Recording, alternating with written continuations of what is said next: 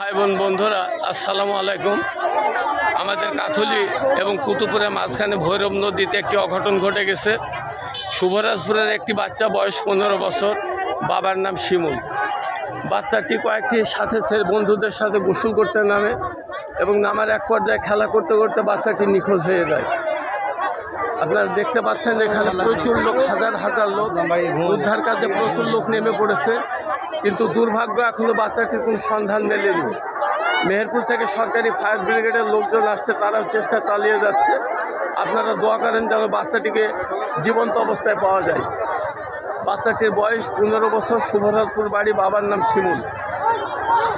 এর বেশ কিছু তথ্য এখনও পাওয়া যায়নি, তবে যদি পাওয়া যায় অবশ্যই আপনাদের সাথে সাথে জানানো হবে।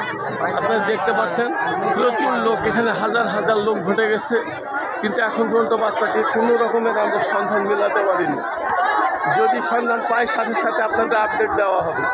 আপনারা যে যেখানে আছেন ভালো থাকুন। নিকট আত্মীয় কেউ থেকে থাকলে উদ্ধার কাজে এসে শরীক হতে পারেন। ধন্যবাদ সবাইকে।